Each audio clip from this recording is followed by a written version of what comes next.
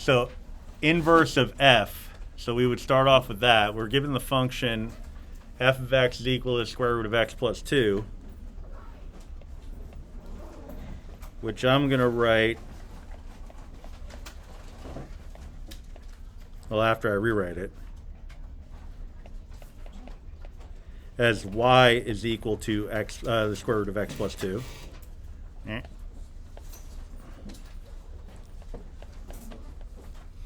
All right, with the idea being that whenever you're trying to find the inverse of a function, you switch the x with the y and then solve for y. All right, so that's what I'm going to do here. I'm going to swap the x with the y, and I'm going to get x is equal to the square root of y plus 2. All right, now I'm going to go through the process of solving for y here, which shouldn't be that bad. Okay, because it's just a matter of squaring both sides.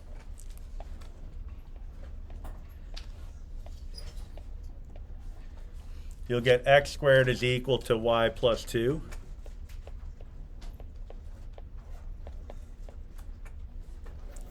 And then we could solve for y by subtracting 2 from both sides.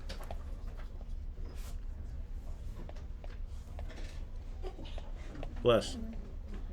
And you get y is equal to x squared minus 2. All right. So it's really just a matter of domain restrictions, because if I look at my original function, f of x, I'll write it as y equals the square root of x plus 2. That's only the top half of a sideways parabola. All right. Now if I look at y equals x squared minus 2, I'm looking at an entire parabola, right? So the definition of an inverse is a reflection over the line y equals x. Part of that would be in play, but not all of it, right? So we would only want half of this, all right? Half of this blue curve, the parabola, all right? So if we restrict the domain here so that x is only greater than or equal to 0, then I'll get half of the parabola. All right, and that does look like it's symmetric over the line y equals x.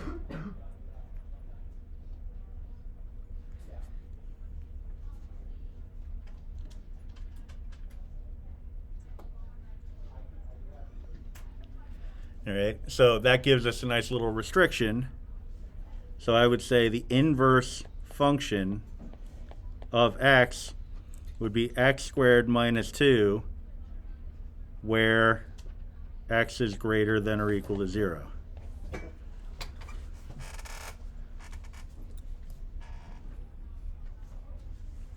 right, so we wouldn't say it's just the parabola, because that's not true. All right. It's an inverse relationship, so it's got to be an apples-to-apples comparison. Now, in part B, they're saying find the derivative of the original function. All right, so that's going back to that square root of x plus 2, which we're very familiar by now, So f of x, again, equivalent to the square root of x plus 2, which I can rewrite as x plus 2 to the 1/2. Its derivative, f prime of x, would just be 1/2 x plus 2 to the negative 1/2 power. The derivative on the inside is irrelevant, all right, because that's just going to be a 1. It's not going to change anything. We can clean it up if we want. It might end up being a good idea to do so, because in the next step, we need to verify that the derivative of the inverse is equal to 1 over the derivative evaluated for the inverse, which is really the same as saying you're taking the inverse function and plugging it into the derivative, right? Which seems like a heck of a lot of work, but it's really, numerically, it's going to end up being kind of nice, right? So in part C, we have some substitutions ahead of us, all right? So if you look at just the general breakdown, it's basically saying take your inverse which we determined to be the x squared minus 2, with the domain restriction, and plug it into the derivative function. So my inverse's derivative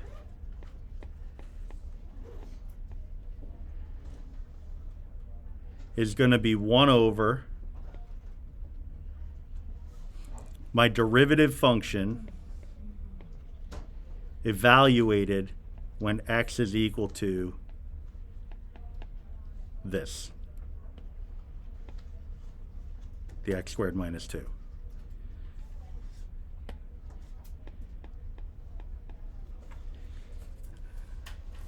All right, so we could simplify, and always with the idea that x has to be greater than or equal to 0, but we can account for that later on.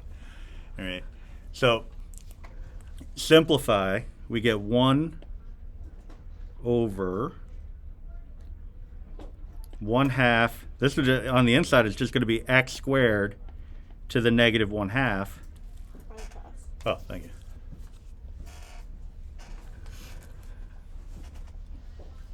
We can clean it up because we have a negative exponent. That negative exponent can move to the numerator.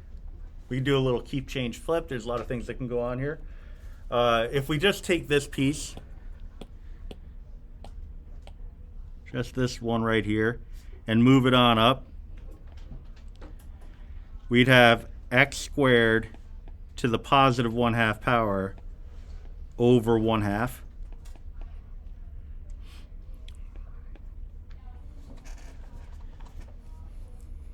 All right. On the top, x to the second power, then raised to the 1/2 power would just be an x. X over 1/2 would be 2x. All right. Now it's saying verify that that's equivalent, that the left side is equal to the right side. Well, it's like, well, we used the rule and we got 2x, and that's wonderful. But what this left-hand side is saying, just this hideous notation, is saying take the derivative of your inverse function. Well, here's my derivative. Here's my inverse function, x squared minus 2. It's saying take the derivative of that. If we did that straight away in one shot, we would have gotten 2x, and that would have given us the equivalence relation that we were looking for. All right, so we know the rule is valid now, or at least for this one instance. All right, but if we kind of take it on faith that it's going to work like that all the time, then we'll be kind of sitting pretty. All right. Now, we also want to be thinking about what an inverse function gives us.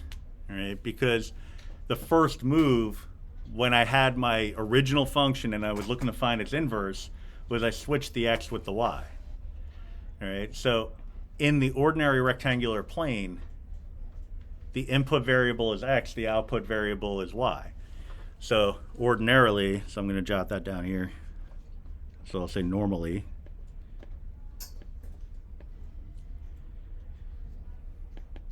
Input x, output y.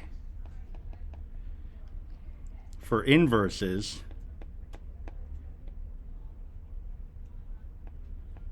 input y, output x.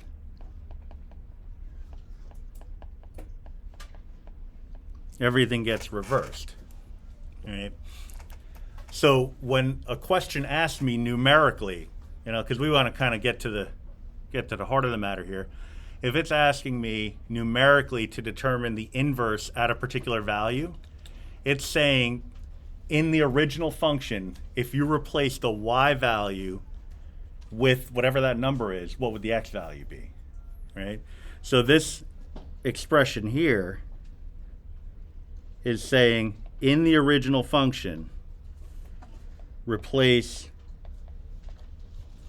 y with 0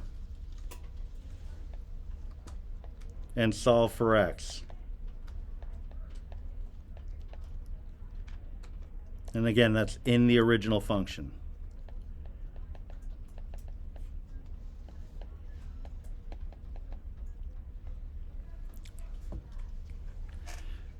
All right, so if I'm looking at my original function being the natural log of x, this is really saying, all right, so f of x is equal to 0. Oh, sorry, f of x is equal to natural log of x, which we could think of as y is equal to the natural log of x. Replace the y with the 0 and solve for x.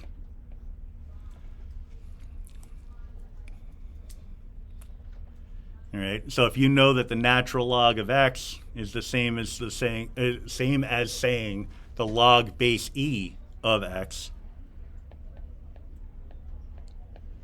then we can convert over into exponential form and get e to the 0th is equal to x, making x equal to 1. All right. So what that means is that the inverse function at 0, so f negative 1, kind of a weird thing, but the inverse evaluated at 0 is going to be equal to 1. All right.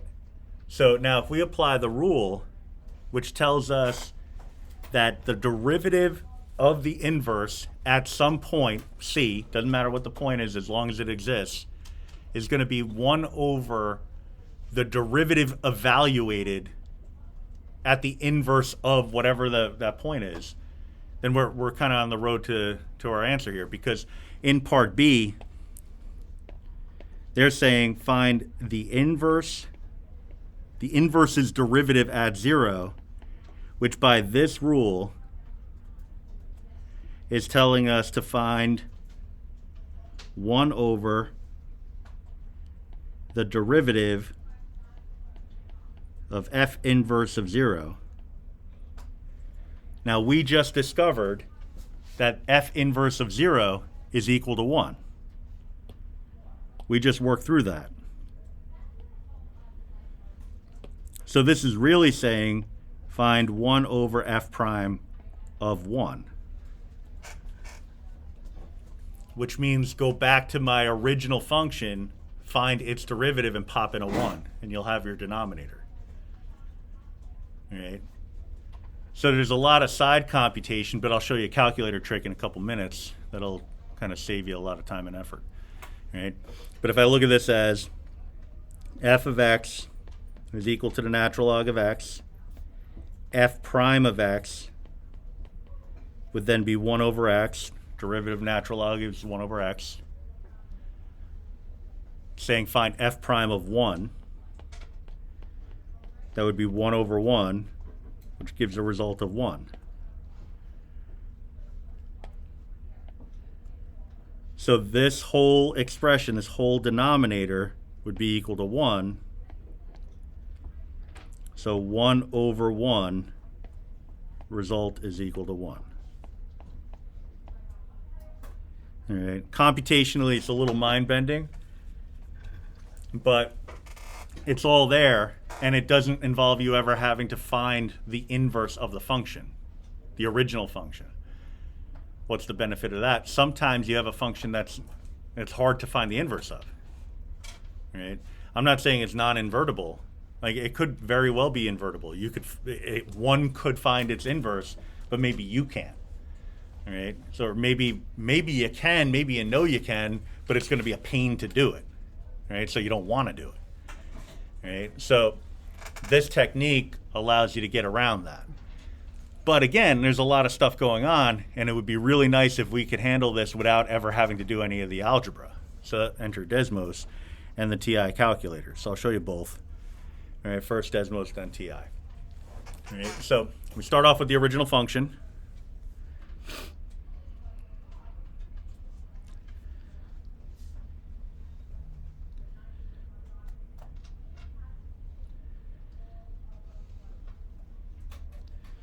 All right. Now you can make a table out of this. There's other ways to make a table in Desmos, but if you already know the function and you just want to make a table out of it, you could hit that little wrench thing and tap on table, and it'll make a table out of it for you. But it'll be incomplete. It's only going to go from -2 to 2. All right. So you could get it to extend if you just tap on that 2, hit enter, and keep hitting enter. It'll go it'll go further and plot some points on the graph for you. All right. But I also want the derivative values.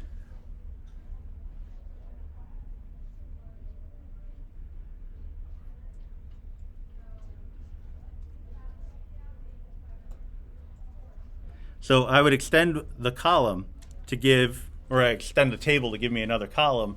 I would call that f prime of x. All right. So that's going to give me 3 columns, one of which would be the derivative value. All right. Now the thing about the touchscreen, you know how it is. It's kind of a pain. Let's see if I can extend it a little bit more. Come on. Go a little bit further. There we go. All right. So I have a complete-ish table. So what I would be looking for, again, is when I'm thinking of an inverse at 0, I'm thinking of the input as being the y value. All right. So the input of 0, it's kind of hard to see, but I sort of highlighted it. It's right there. That corresponds to an x value of 1. That's this one. All right. The derivative at that 0 value, at that y value of 0, have that highlighted in yellow, is equal to 1. So when they ask you in Desmos, I know it's kind of tiny now, but when they ask you, given a function, to find the derivative of the inverse at a particular value, you just have to find that value in the f of x column or the y column and then see what that corresponds to in the derivative column. But you have to build all that yourself. All right, it's kind of annoying. All right, but it's very, very doable. All right. You could also do it on the TI. Oh, and that's really it, because that gives you the bottom of the fraction and you're done. 1 over whatever this number is, and that's your answer. All right. Now for the, oh, I hit the wrong thing. That's settings. Penguin. So for the TI, you have to have it set up appropriately, but I'll get rid of some of this stuff. But it'll also do it. So if you type in the natural log of x, whatever your given f of x function is, and then in y2, you'd have to have the derivative of that. To get the derivative, we go to math. There's one that says numerical derivative, nderiv. It says d over d something. We want that to be d dx. So you type in an x of what? The original function, the function I have in y1. So I'll type in y1, or I can just type in the function itself, but it's a little bit more convenient to type in y1, especially if it's a lengthy function that you just typed into y1. So alpha trace y1. And then the last part's a little weird. It says where x is equal to, because this is a numerical derivative, it'll tell you the derivative at a particular x value. I want it to tell me the derivative at all possible values of x. So we say when x is equal to x. All right, so when x is anything that x can be, is really what that's saying. When you put your calculator, or set your calculator up like this, and then put it into the table, table mode or whatever, you get pretty much the same display that you'd have here. It just doesn't look as nice, but it is what it is. So y1, you just have to know that your y1 is your original function and your y2 is your derivative function. But that's a little muscle memory along the way anyway. So then all you would be doing is when I say find the inverse at 0, you find the 0 in the y column, see what that corresponds to in the y2 column. That would be the denominator of this rule, and it'll save you all the time of having to do all that number crunching. The benefit of either of these approaches is once you set it up the first time, it's set up, and that's it. All right, so when you go to a problem, let's see, the next one, arctangent of 3x. So in Desmos, I would type in arctangent.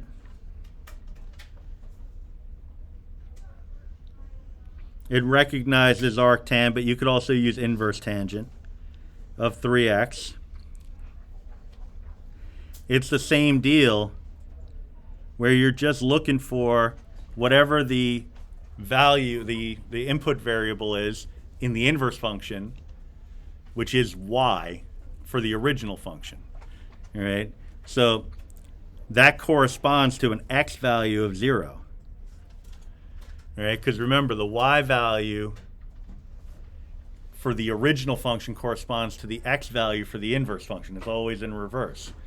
So when we have an input value, that f inverse of 0, that's the same as the y value of the original function. That would be equivalent to taking this and saying 0 is equal to the arctan of 3x. All right, and solve. But fortunately, we don't need to do that because the calculator's given us that. Then it says find the derivative of the inverse at 0. By rule, that's going to be 1 over whatever the derivative is evaluated at the result of part A. All right? So it's basically what I was saying before. You find the 0, whatever that input value is, 0, and see what that corresponds to in terms of a derivative, and that's going to be a 3. All right? So 1/3 would be the derivative, and you don't have to do any of the side work. You don't have to actually compute anything in terms of, crunching the derivative and then plugging in numbers. The calculator is going to do it all for you. You're welcome to do it the other way, the longer way that I showed you earlier, but it's kind of a nice little shortcut. Right? You just got to know what you're looking for. That's the thing. All right. You run into a little bit of an issue when it comes to things like number 4, where it says the inverse at radical 3 over 2. Because it's like, well, how am I going to find a radical 3 over 2 in the table? You might be inclined to do that one a different way. But you might also try to orchestrate your table to count in terms of radical values, but even that can be tricky. All right, so this is one of those instances where you might say, all right, like I'll just do this one by hand. When it comes to inverse functions, it's a little bit easier when it comes to the trig, because if I know that this is an input value for an inverse function, which means it's an output value for an ordinary function, that's telling me to take a radical 3 over 2 and set it equal to the sine of x.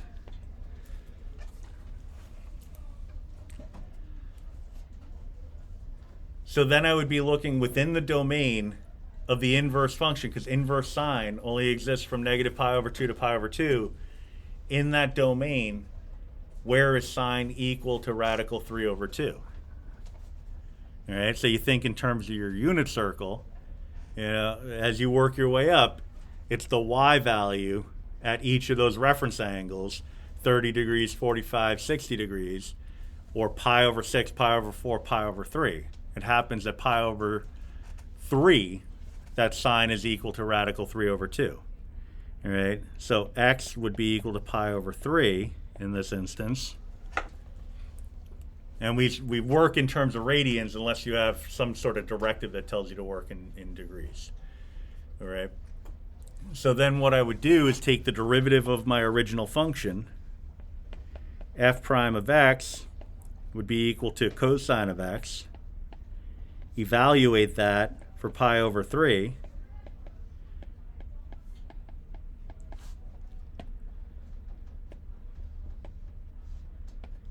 And I get a result of 1/2. All right, so that's going to be the denominator of my derivative of my inverse function. All right, so when they say this, they're saying, I'm rewriting, 1 over the derivative of the inverse function at radical 3 over 2. All of that work was taken care of up here, giving us the 1/2. So all of this amounts to just a plain old 1/2. So 1 over 1/2 would be equal to 2.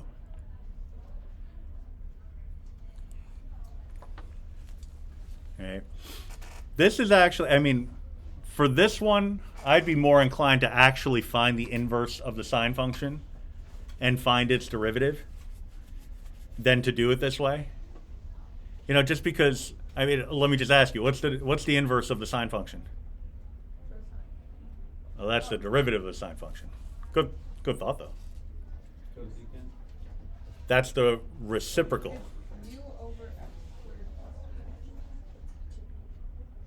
Right idea, but that's actually the derivative of it.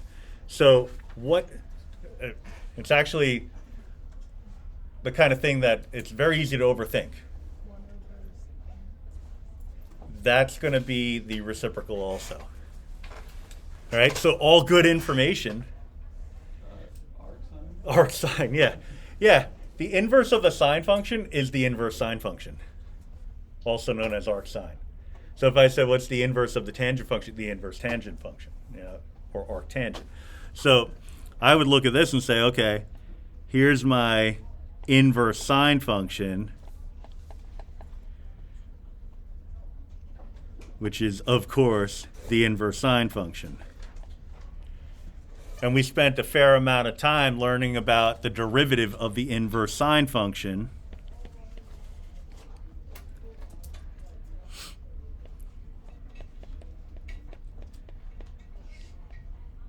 Or arc sine, which is 1 over the square root of 1 minus u squared. Oh, well, in this case it's x, but, you get the idea because that's the rule that we discovered. All right, so if I was looking for the inverse of the the derivative of the inverse, well, I have, oh, I wrote that wrong, sorry, apologies. Just boop. If I'm looking for the derivative of the inverse, I could just pop into this and call it a day. All right? So it's very doable. So I'd be probably more inclined to do it that way. All right. Now, just so you know, because I just realized that I use slightly different notation.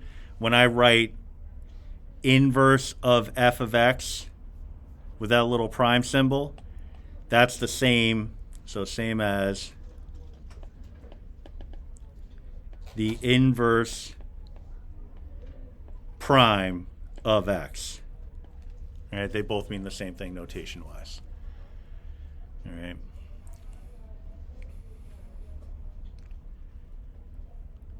So yeah, you could just find the derivative of the inverse function and substitute into that and see where that gets you. All right, either way, it should get you to the same answer. All right. But then sometimes they give you tables. So basically the tables that they're giving you are the ones that we would have to create using technology. So it doesn't make it any more challenging. If anything, the most challenging part about this whole thing is going to be the notation that we have to use. All right. So when they say if h of x is equal to the inverse of f of x, then h prime of 2 equals what? You're like, well, okay, now where did this h come from? Well, that's the same as saying, okay, well, if I'm taking the derivative of h, I'm taking the derivative of this function. If I take the derivative of one side of an equation, I have to take the derivative of the other side of the equation. So h prime of x is the same as the derivative of the inverse of inverse of f of x, is derivative. So when I want to find that at 2, I'd be looking for h prime of 2. I'm finding the inverse's derivative at 2. Which is really the most roundabout way of saying, okay, do all the same stuff that we just did. All right, just with a 2. So we'd be focusing on this part of the table here.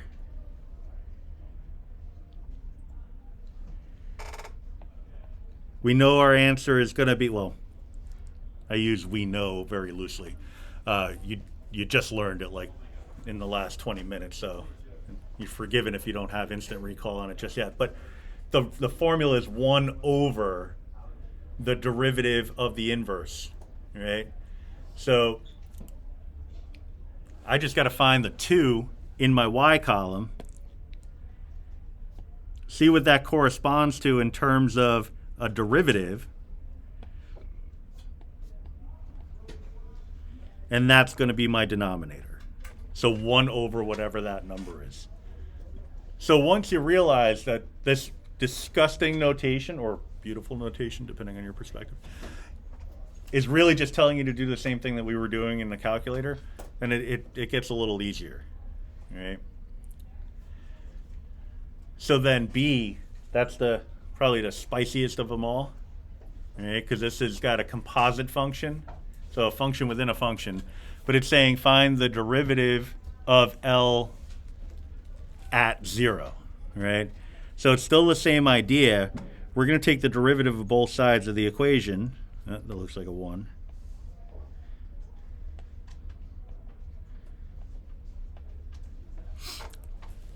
Right? And then plug in a 0. So L of 0, so L prime of 0. And then this whole derivative when x is equal to 0.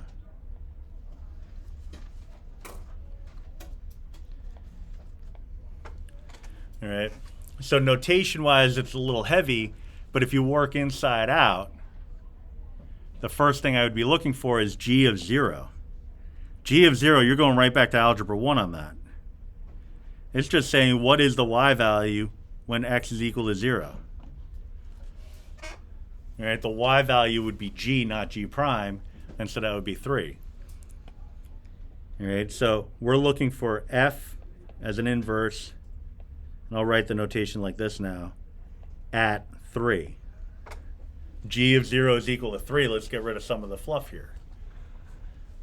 So now I'm back to my f function. I know the derivative of the inverse is going to have the form of 1 over whatever it works out to be in the table. So all I'd have to do is find the y value of 3 and whatever that corresponds to in terms of the derivative. So the y value of the f function. So f at the f value of 3 and whatever it corresponds to as a derivative, which would be 4. All right. You'll get plenty of practice with this, but this is definitely a pretty heavy topic because, I mean, there's so much going on there. But yeah, like I said, you'll get practice with it, and we'll work on this for a little while throughout the rest of the week at least. Over the derivative composed with the inverse. I mean, that's a very complicated way of saying it, but it really is easy to do if you use the technology. In some cases, you won't really have a choice in the matter. You're either going to use a table, or a table is going to be presented to you like you see in number 1. No function is given, so you have to use a table. So when I say find h prime of 3, and they tell us that h of x is the same as the inverse of f of x, the first thing I would think to do would be to take the derivative of both sides of the equation, which would equate h prime of x to the inverse's derivative.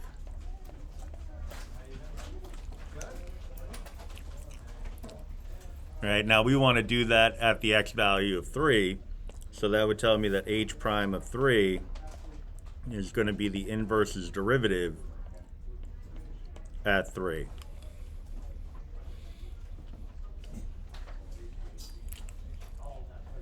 All right, which by formula is going to be 1 over the derivative of the original function composed with the inverse at 3. All right, and this is really the recipe to being able to handle the computation, but in this case it's tabular, so we don't really have to worry about that. But our first move is to look for the inverse function at 3.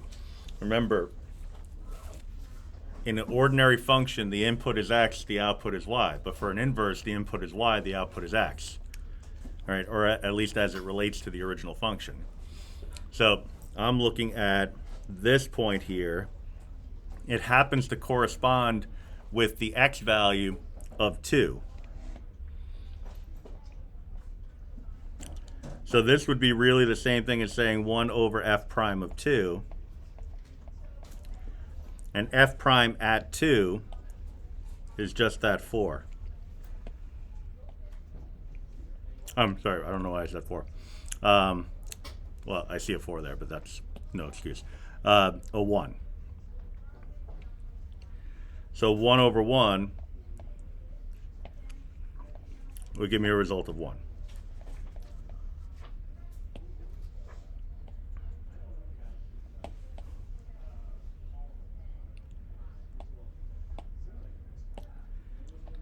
All right, so that's the case where you're given a table. We have other situations where we're not given a table, and those are just as easy because we'll just create the table in a calculator. All right, so when I'm given in the second example, g of x is equal to x to the 5th plus 3x minus 2, I would just type in x to the 5th plus 3x minus 2, and it's for really this kind of problem that we would use this technique, all right? Because I'll just show you theoretically anyway. If you look at the graph, which you don't really need to do, but if you were to graph it, it appears to pass the horizontal line test. So this would be something that would be invertible, right? So I should be able to find an inverse of this equation. So if I wanted to do it by hand, that first technique that I showed you, in theory, I should be able to do it. But if you look at the quality of this equation, y equals x to the 5th plus 3x squared, plus 3x minus 2, if you were to switch the x and y and try to solve for y, how would you do it? I mean, it's doable, but you have to get into some pretty crazy algebra, right? So the technology becomes really valuable in this instance.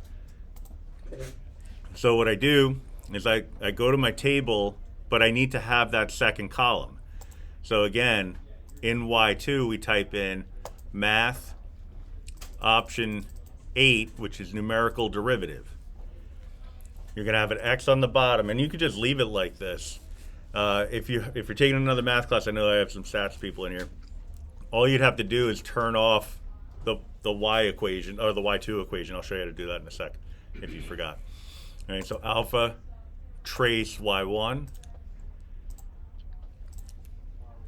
and then type in the x. That'll take the derivative of whatever you have stored in y1 for all values of x.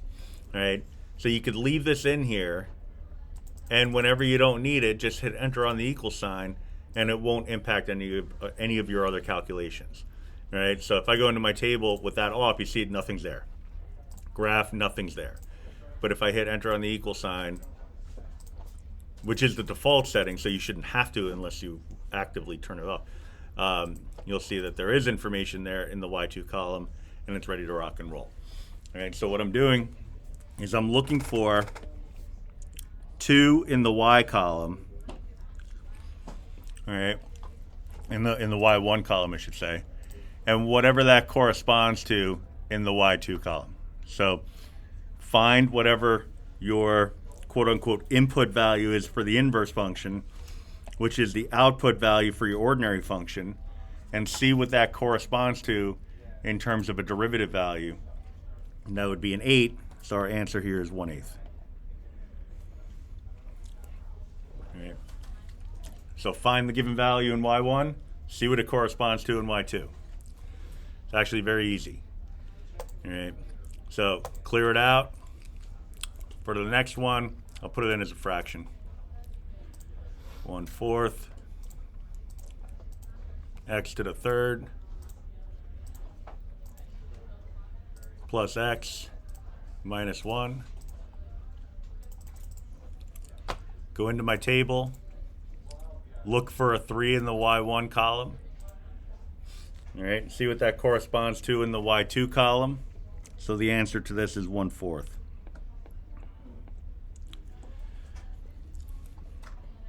All right, most of these are pretty clean. I'll show you one in a minute that's not quite so clean, because you might be asking yourself, what happens if the number I'm given doesn't show up in my y1 column?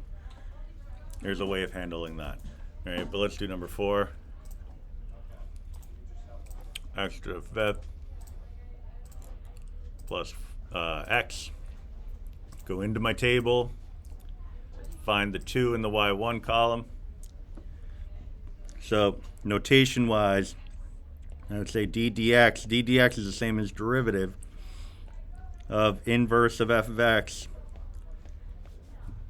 1 over whatever the 2 corresponds to in the y2 column. So 1 over 6. All right. But then you get into something that's a little notation heavy, so it gets a little crazy. How did you know, like, I want to just say that, like, is the first step to look at just the y1, but do we look at the x at all? You won't need to if you're using the shortcut. Okay, so let's look at y1 and Then see what it corresponds to in y2. The only time you have to look at the x values if you're actually using the formula like I did for that first problem. All right. So then number 5 doesn't give you a function to put into your calculator. It also doesn't give you a table. At least it doesn't do that directly. But it kind of gives you everything you need. It just doesn't seem like it does. All right. It's giving us some input values for an ordinary function g. The input is 7, the output is 3. So if I have an x value of 7, I have a g value of 3. It's telling me my derivative at 3, well, that would be an x value. So I'd make another column for that. I'm sorry, another row and another column, g prime. The derivative at 3 is 5 over 6. They didn't tell me what the g value is at 3, right? So we'll deal with that if we need to. But they did tell me what the derivative value is at 7, right? And that's going to be 3/4. All right. So if you think about the approach that we've used, so this is basically an incomplete table, but maybe we don't need that missing piece of information. I would be looking for 1 over 3 in the g column, whatever that corresponds to in the g prime column. All right. So I found my g value of 3. That corresponds to a 3/4. All right, so the 3/4 is what I'm interested in. So there was a little extraneous information here, but that's possible. That could happen. 1 over 3/4 is the same as 4/3. All right. So then the next one. This is the last one on the page, but I'll make up a new one in a sec because I want to give you one that's got a little funk to it. Got to enunciate that. So go into my table, saying what's the value of g's derivative at 0. But if you really think about what they're saying g is the inverse function of f. All right, so g is the same as f as an inverse. All right, so g prime is the same as the inverse of f prime. All right, so basically what we've been asked the whole time. So when I say find g prime of 0, I'm saying inverse of f prime at 0. So 1 over find 0 in my y column, see what that corresponds to in my y2 column, 1/5. All right, so it's a little notation heavy, but it's manageable. So let's say we have the same problem, but we need to find g prime. So I'll make a number 7 here, and I'll take it as a typo. Let's say you need to find g prime of 5. All right. And there's a reason why I'm making up this problem. I intend to ask you a question like this on an exit ticket down the line. All right. So g prime of 5 would be the same as, based off the same parameter, same structure, the inverse of f prime at 5. So what I would say is look for the 5 in the y1 column and see what that corresponds to in the y2 column.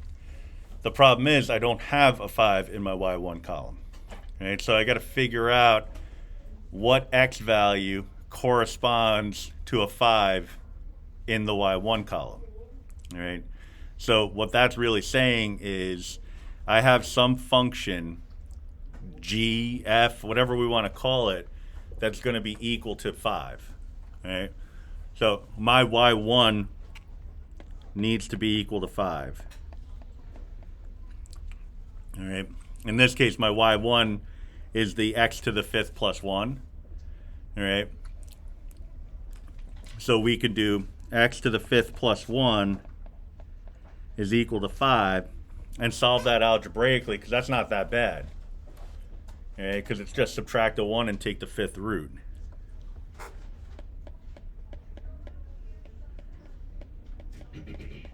So x is going to be equal to, you could say 4 to the 1/5, or you could say the 5th root of 4. I would leave it like that. There's a way to solve for this in the calculator by using the intersect function, but that's going to give you a decimal. All right, and we tend to want to stay away from that. We want to go with the exact form where possible.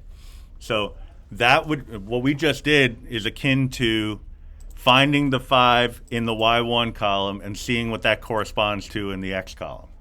All right. So what we would then have to do is find the derivative of my function at this particular x value. All right. So it's kind of a requirement. Not requirement's kind of a tough term, but we would need to kind of rely a little bit on the formula. All right. So you think about, well, what are you doing next? You're finding the derivative of that original function. All right. That original function was f of x is equal to x to the 5th plus 1. So f of x, I'll rewrite it as x to the 5th plus 1. I need f prime of the 5th root of 4, which is really the same as saying take the derivative of that original function and plug in a 5th root of 4. Okay? You could do that manually pretty easily, but you could also do that in the calculator. All right? So if you want to do it in the calculator, we know that the derivative function is y2.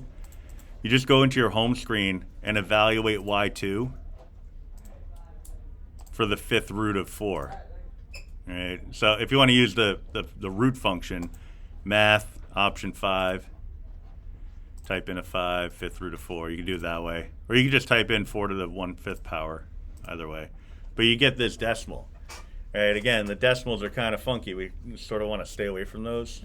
So I'd be more inclined to say my derivative, because this is simple power rule, is 5x to the 4th.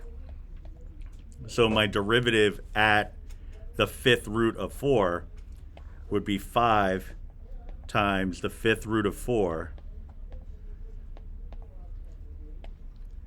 raised to the 4th power. A simpler way of writing that would be 5 times 4 to the 4/5 power. Okay, maybe not simpler, but a different way of writing it. All right, that's almost the final answer. It's pretty close. You just have to do one more step, because remember, all of this gets us to the denominator of that computation. All right, so this whole thing is going to become 1 over whatever we just came up with. What we just came up with was 5 times 4 to the 4/5. All right. So that would be the derivative of my inverse at the x value in inverse world at the x value of 5. All right. Now, if you wanted to do it, quick and dirty, just using decimal values, there's another way to approach it. All right. So you put your original function in. We don't really need to look at the derivative at this point graphically, so I would just turn that off. you put in whatever the y value you're looking to find the corresponding x value for, which in this case would be 5. Graph them, see where they cross, second trace 5, enter, enter, enter. Now I have my x value.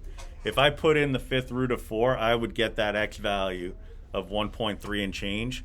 Fortunately, whenever you do an intersect function, the calculator stores that value for x. So now it thinks x is 1 point whatever. And I can just show you, if I raise this to the fifth power, that's going to give me a 4, which means that that number must have been the fifth root of 4. However, to have the insight to be able to say, oh, I wonder if that's the fifth root of something, let me test that out by raising it to the fifth power, that's probably pretty unlikely. But if you have the most exact form of the decimal, that's, I mean, it's not quite the same as having it as an exact form, but it's pretty dang close and in my opinion acceptable. So then what I would do is evaluate my derivative, alpha trace option y2, for that particular x value. And so it'll give me this number, which is what the bottom of that fraction is equivalent to. All right, if I typed in 5 times 4 to the 4/5, I would get 15 and change. And then I could just divide that by 1, or divide it into 1, I should say. And this is the decimal equivalent of that fractional answer. So 0.065975. You would need to put the whole decimal down, though. 3198. All right, that's the only way I'm going to accept it as a close enough approximation to the correct answer. All right, any rounding, and it would be an unacceptable amount of rounding, let's just put it that way. No matter how you rounded it, it would be an unacceptable amount of rounding. All right, so you'd have to put the whole decimal down. But that would be another way to do it.